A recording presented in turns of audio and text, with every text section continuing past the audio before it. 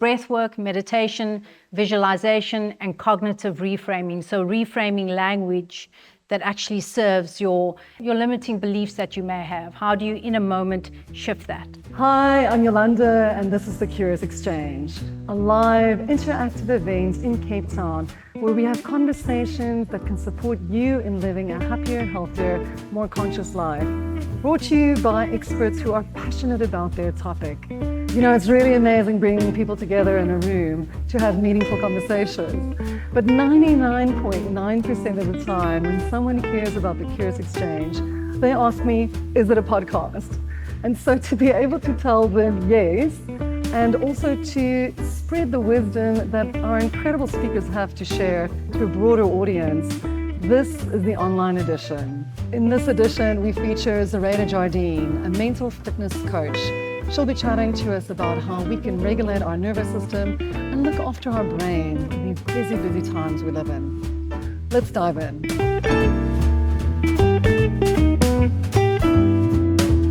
Zuraida or Z, well, I'll interchange. It's interchangeable. Interchangeable. Yeah. An incredible life story and just a lot of, you share on your website just the story that through tenacity and perseverance, you've been a trailblazer and you've just bolted through challenges. You were the first, I believe, female host on national South African radio. I was the first female DJ to host a daytime show. So before a weekday daytime show. So before me, they never had any. Oh my females. gosh! Get a woman. Jeepers, yeah. And from there, you just went from strength to strength. You've hosted a bunch of TV shows and everything that you did in, let's call it your previous life in media. Now you are an internal student. Zuraida's got a background in psychology, functional medicine, coaching, advanced breathwork therapy, and she's currently doing a PhD in, and if you can just tell us, what is the PhD about? Thank you. My PhD is in mental fitness, and I am hopefully going to be working with South African sport, and we're going to be looking at how mental fitness modalities aids anxiety and stress. So how can we apply breathwork, visualization, cognitive reframing therapy, and meditation when it comes to elite sports people before match day, and then also going on in terms of, if you look at sports people in particular, and I guess with any human being, we do something for X amount of time, and then we've got this identity shift that happens. And how do we shift our identity and still stay in an anchored space when we are no longer, Sia, the captain of South Africa, or Zuraida, the 5FM DJ? How do we still, create a semblance of mental health and balance? So, yeah. Beautiful. And I loved what you said when we chatted, that really mental fitness should be as part of our schooling and education and growing up as much as physical education, right? Yeah. I mean, preaching to the converted, obviously. I know, that's lovely. Beautiful, beautiful. All right, so I believe to start off, we're going to, if you're still keen, we're going to do a little visualization and breathwork exercise. Yes, cool. Yes, that'll actually be so lovely to shift us into the space. So I'm going to ask you all to find your space wherever you are, grounded on the floor. And I invite you to close your eyes. And we're just going to move from the space that we've come from into this new space, energetic space that we are about to go into, and this new talk that we're going to have. And embody where you are right now. So begin to tune into the sounds around you, perhaps the sound of my voice, the music playing in the background. Maybe you can even go deeper and see if you can allocate your heartbeat. And whilst you're doing that, begin to actively slow the breath down and consciously become aware of your inhales going in through your nose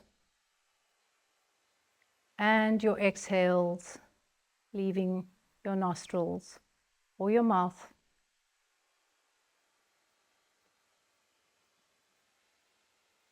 And if your mind drifts, that's perfectly normal. Just bring it back to the flow state of your breath. Inhaling slowly through the nose and exhaling through the nostrils or your mouth.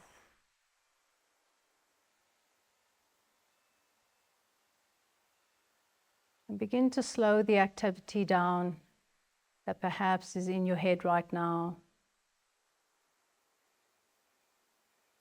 as you center it all to your breath state. And see if you can begin to feel the temperature of the air and the difference between your inhale and your exhale.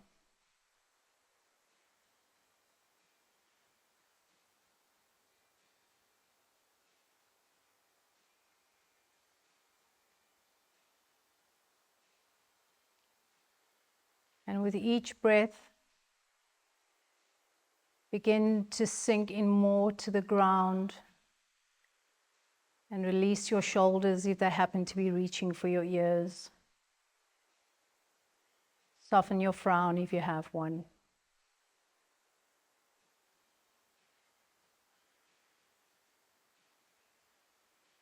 And I'd love to ask you to perhaps set an intention.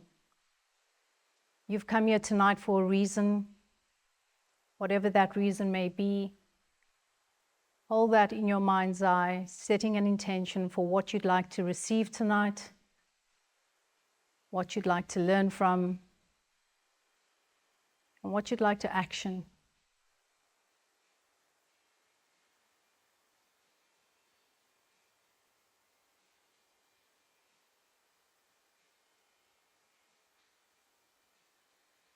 And for some of us here tonight, perhaps there's something in the future that we are longing for or hoping for or wanting to take a courageous step towards. If that speaks to you, hold that image of what that is in your mind's eye and try to visualize yourself achieving this, whatever that may be for you.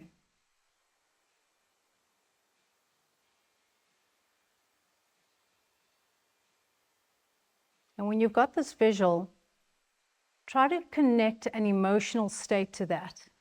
So what does your heart feel like in this moment that you're visualizing, this future moment that you want for yourself? What is your emotional state like right now? What are you wearing? Where are you? Who's around you?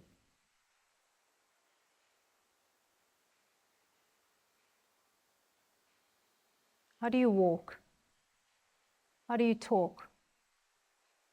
What's different about you in this future image of yourself?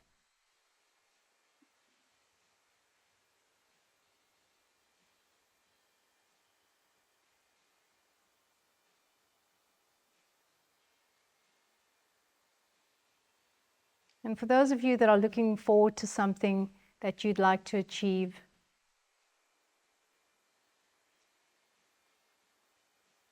perhaps smile as you visualize yourself in this position of achievement and feel how that impacts your heart cavity, what that feels like for you.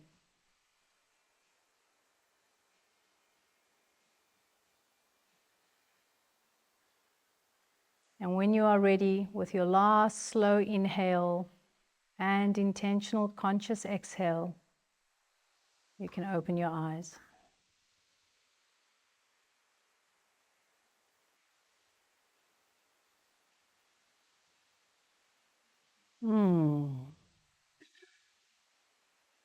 Can you feel a change in your energy state right now? Were you able to visualize, for those of you that were thinking of something in the future, could you visualize that? Yeah? That's called priming. So you're priming your brain for something in the future. You're filtering out everything for that visual aspect that you want for yourself. In science, we also call it mental rehearsal. It's what sportsmen do before a game. They mentally rehearse every single detail. Sorry, I'm speaking slowly right now because I did that with you. My energy is really calm.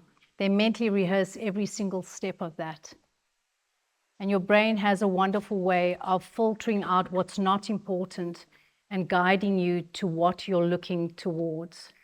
So, for example, if I said to you, think of the color yellow, and you think of the color yellow, do all of you have yellow in your mind?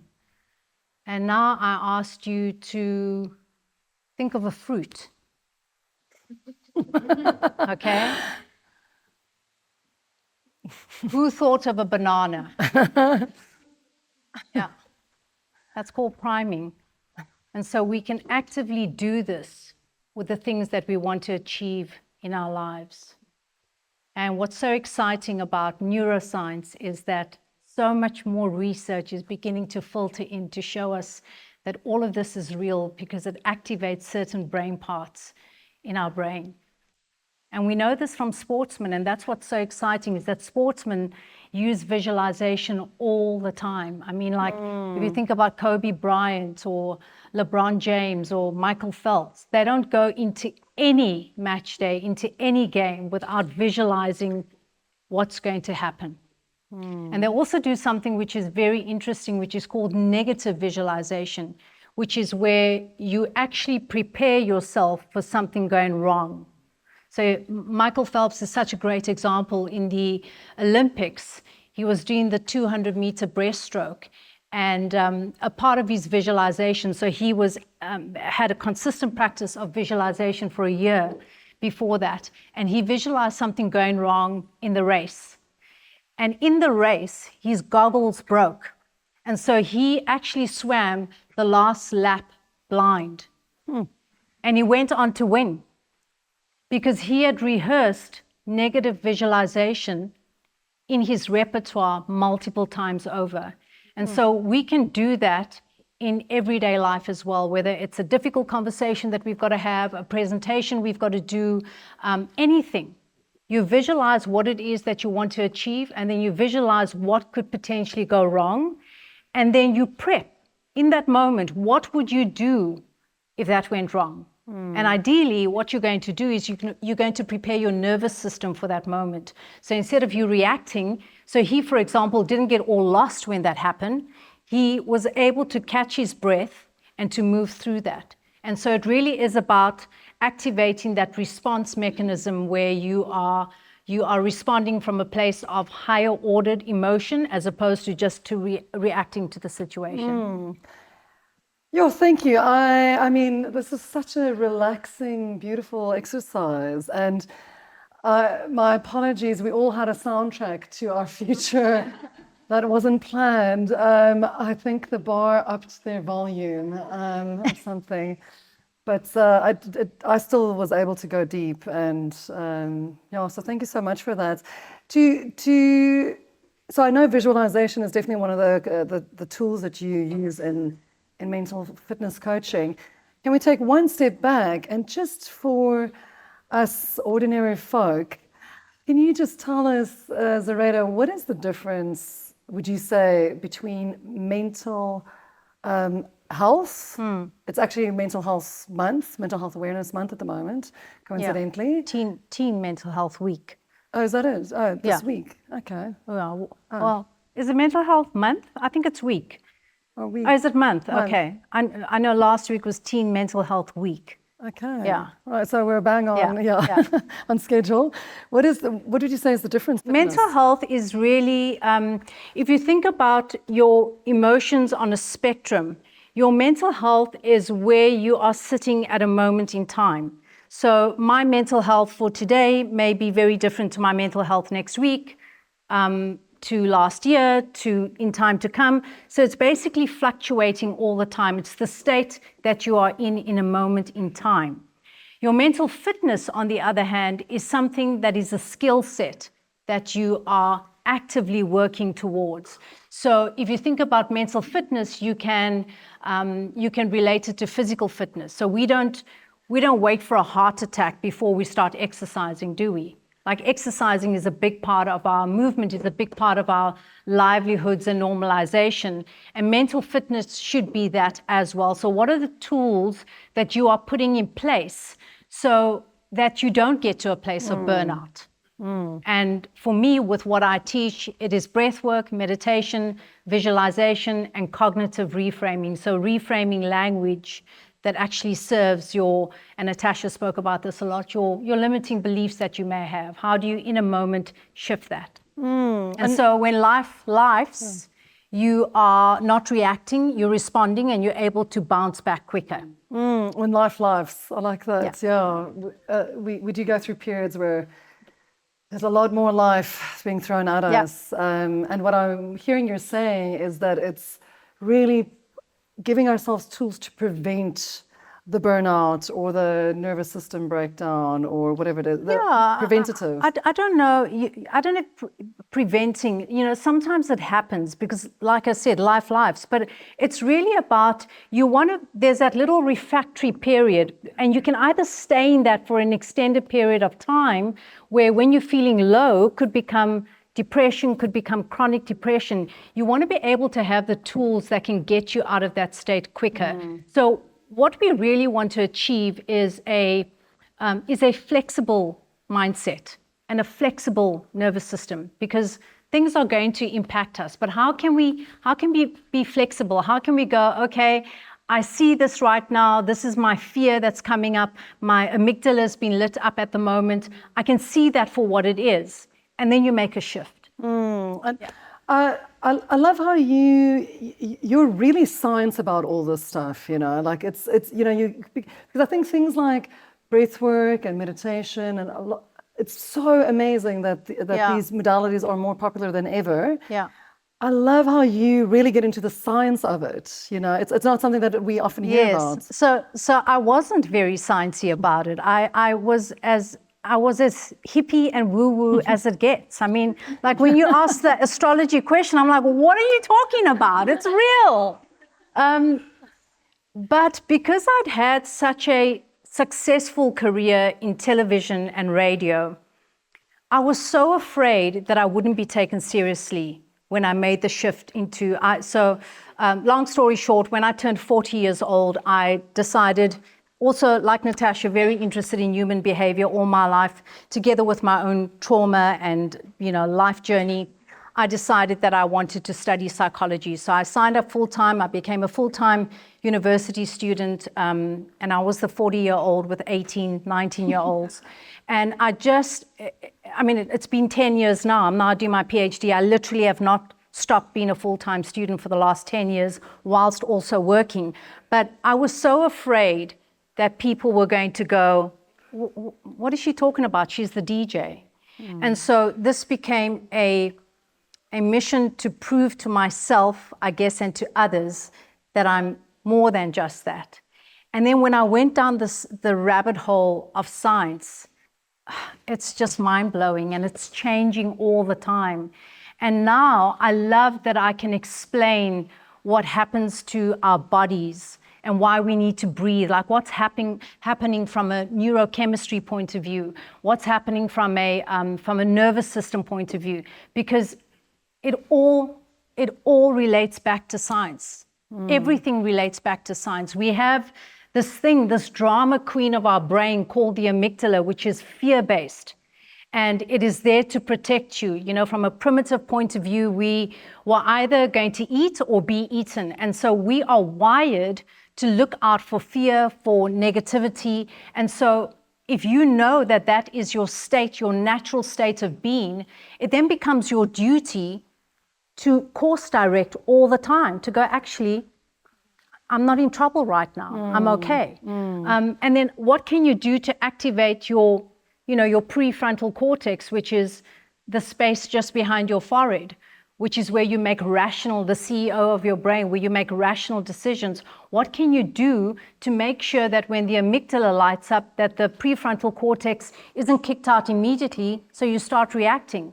So the science of all of this has just come together so beautifully in a very organic way. So what started off as, I need to prove that I'm, more than a broadcaster, has really been the most beautiful journey for me. You're actually really, really into it. Oh, completely. You've become a total nerd, and it's beautiful. Absolutely. Well, you just mentioned breathwork. Maybe let's touch on that. Can you talk a little bit about the science behind breathwork? Why does it have the effect that it has on our nervous system? Why is it a great tool? Well, first of all, if we just think about the breath for a moment, and it's often astounding how we don't pay enough attention that we come into this thing called breath. It's the first thing we do when we come into this world. We come in with our first breath and we leave with our last. Isn't that profound? And everything in between, the choices we make, the thoughts we think, the behaviors we do is based on our nervous system. Are we in a parasympathetic state? Are we in a rest, digest, calm state to make rational decisions? Or are we in a sympathetic state? Are we in fight or flight mode? And the number one tool to get you from a chaotic state to a calm state is always and forever going to be your breath. And so your breath has this wonderful way of just anchoring you and calming you. And because it's so simple, we don't take it seriously enough. And yet it's profound. And so I do deeper breath work for trauma healing, which is called conscious connected breath work. And that also a profound way of, Louise Hay, who wrote an incredible book called How to Heal Yourself, speaks of how every physiological ailment that we have is connected to an emotional trauma that we have. And conscious connected breathwork has a wonderful way of bringing that up in a breathwork session and hopefully dissolving that block for you. I've done a few conscious connective breathwork sessions, and how did you find it? It's out there. It's a trip. It's a trip. Yeah, again, luckily this is growing as a modality, and I've sat with a few facilitators, and I literally have had one of the most profound experiences of my life during conscious connected breathwork. Let's move on to meditation. I know that's also one of your tools that you use in your mental fitness training, coaching. Sorry, how does that? How does that fit into mental fitness? What is the benefits? Anyone know Dr. Joe Dispenza? Oh, love. Lots of Dr. Joe Dispenza fans. Yeah. I fell in love with Dr. Joe Dispenza's work a few years ago, and one of the reasons I fell in love with meditation as well is because he's got the biggest meditation research lab in the world that's constantly testing the impact of the brain and meditation. And I've just seen, I was at Dr. Joe's retreat last year, the incredible healing that can take place from meditation.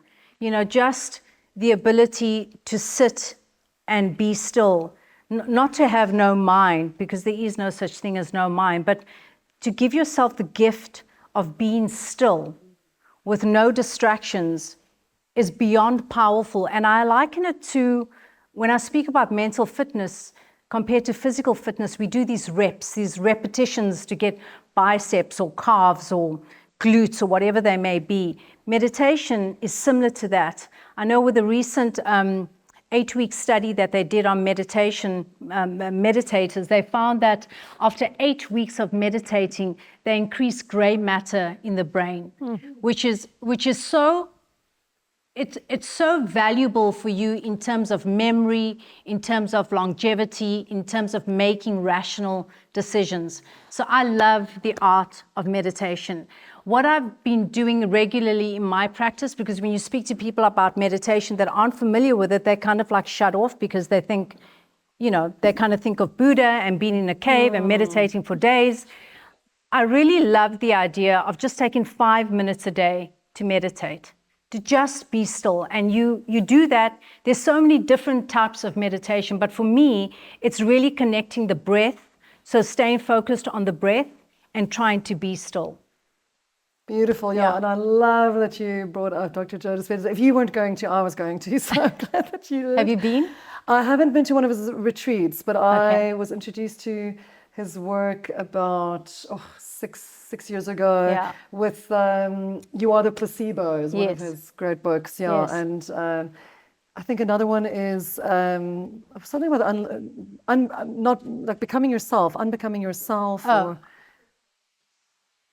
breaking the habit of being yourself. Yes, breaking the habit of being yourself. And Supernatural is another one. Yes. And I actually listened to something this morning about it. I think he is just a real gift to our world. What's incredible is he gets so much flack from the scientific community for doing what he does. And what's remarkable about these retreats is that people come there and there's research taking place in the room. People have their headgear on, their neurons, their brains are being scanned, and there's real-time healing taking place you were speaking about energy when you started all of this, from an energetic perspective. There's so much healing to be found in energy. Jeez, thank you. So he's such a forerunner with that. I adore him. Tell us, before we move on, actually, so it's your predominant tools that you use is meditation, breathwork, visualization. Yeah. You've touched on cognitive reframing. Do you want to share anything else about that? So one of the things I studied as well was NLP, so neuro-linguistic programming, and it was just highlighted to me the stories that we tell ourselves and these belief systems that we have, that if we don't change our POV, we will remain victim to whatever it is for the rest of our lives. And so the idea of being able to reframe a limiting belief that you have is so valuable in your mental fitness, in moving forward, because if you're constantly being a victim to what you think, blaming your mom or your dad or your past marriage or relationship, whatever it may be, you're never ever going to move forward. And so the language you use in any moment carries a neurochemical.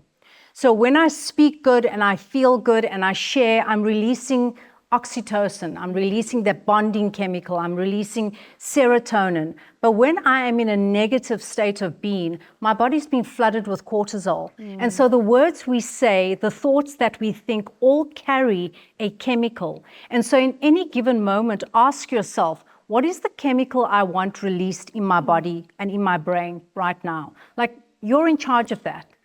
You're active to that. That is so powerful if you think about it that way. It's almost the science behind things like the law of attraction and affirmations and all of that. There's a beautiful quote that this morning in a recording of Dr. Joe Dispenza's, and other teachers use this as well. A belief is only a thought I keep thinking. Yes.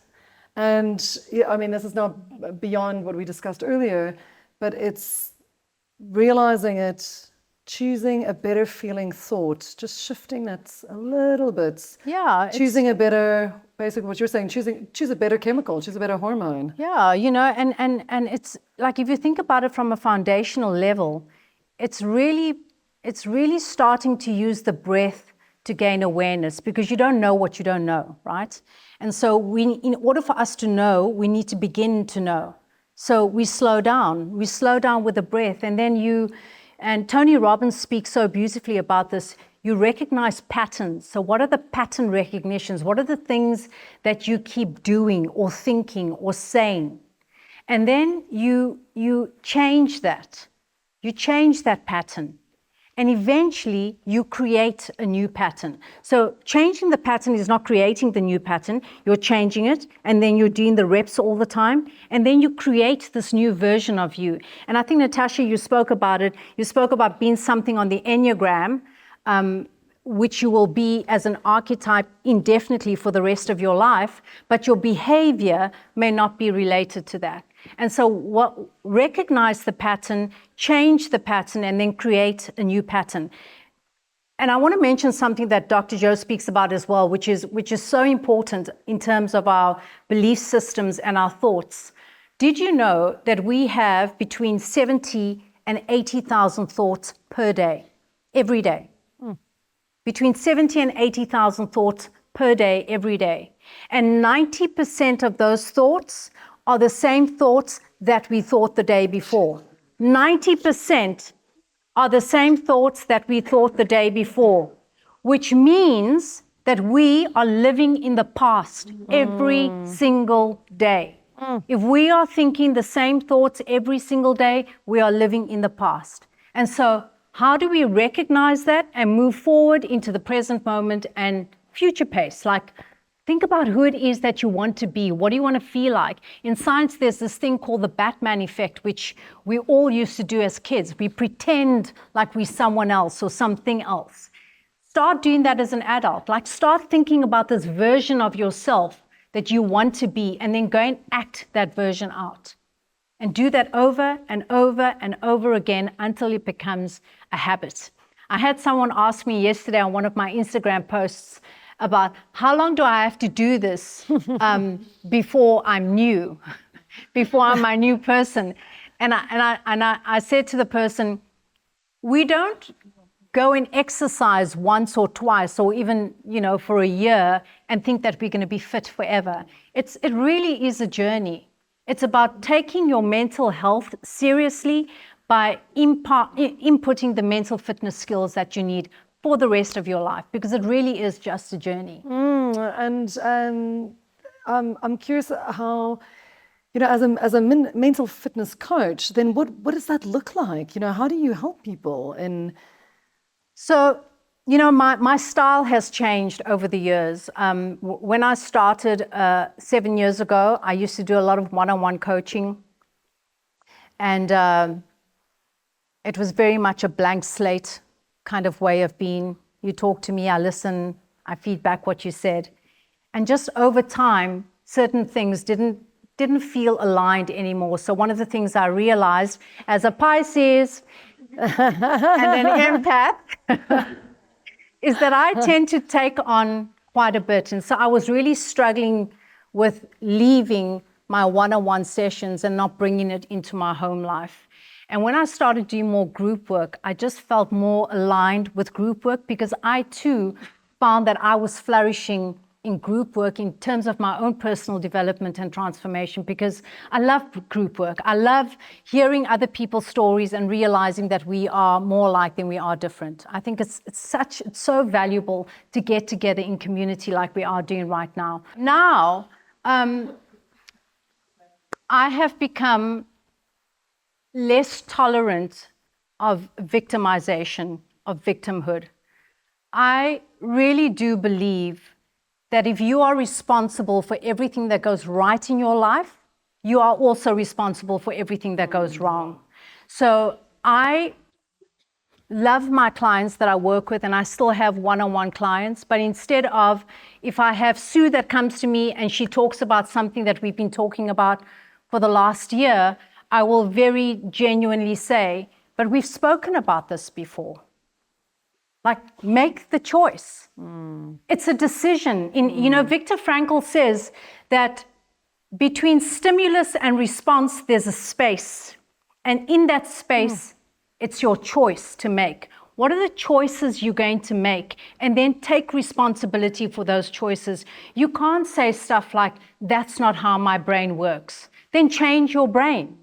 Like, mental health is at an all-time high. Anxiety is at an all-time high. We have never been more stimulated than we are right now, but we also have never had access to the amount of tools we have right now. So what is the problem? We're thinking too much and not actioning. So I've become a coach that expects you to take action. I love it. That's what's changed about me. I love it. It's like thank putting you. the rep. Yeah, I love it. It's you're totally speaking my language, Zuraida. I mean, I just just how choice, even how that's has an effect on our subconscious and how we're just directing our subconscious into okay, okay, I see the fears, I see the limiting beliefs, but I'm going for this. I'm going for what I love, and it's I have a friend, a psychologist and he always says, when things are going tough, ask yourself what's right about the situation. And you'll always find something that's right. I spoke about this for the first time at Retreat Yourself. My dad died of a heart attack in front of me when I was 13 years old, and I was alone with him when he died. And I couldn't save him. And I went on to navigate my abandonment struggles and hyper-independence, hyper-vigilance, hyper everything. And if you asked me today, if I had the choice and the power to bring back my father, my answer would be no. Because I wouldn't be who I am today had my dad not passed in that way. And I really love who I am. I love who I'm becoming. And his death was a powerful catalyst for the choices that I've made in my life. We always have a choice. And so asking yourself the question, what's right about this? What can I learn from this? How can I not take this personally? How can this be feedback for me? Is so powerful. Like living a life where you are not a victim is so sexy. Ooh, really, yeah. Beautifully put. Thank you for sharing also. Sure. Yeah, question over there. Thanks, Johan. Just now you spoke about the space between two things. Sorry, I've been playing with it in my brain so much that I forgot. Thank you, stimulus and response. Woo! You said that in the space between stimulus and response is when you need to make a choice. Do you think that in the case of your 13-year-old self and sort of the journey that you went on from that space gets smaller when we're in more of a reactive space, an anxious space, a grieving space, or sort of a survival space? Yeah. And what would you say is a good way to try and reopen that gap? So, I mean, from what I've learned tonight with the Enneagram, because I wasn't familiar with anything before, it really is about getting to know thyself, right? I think that's so important. How is it that you operate? So, for example, if I look at myself, when I get triggered in any way, I need alone time. My husband, on the other hand, he just wants to be attached and clingy. And for a large part of our relationship, we've been together for 23 years. We had to go for therapy for him to understand that when I need alone time, it is not a reflection on him.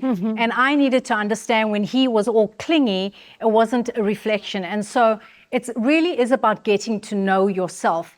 And so for me, I retract, I go in, but I try to make sure now, because I have people around me. I've got 2 children that need me. I've got a partner. I can't stay in that space for an extended period of time like I could do when I was 17 years old or even 13 years old or 14 years old. I've got to realize that there are people around me that need me. And so that space becomes shorter.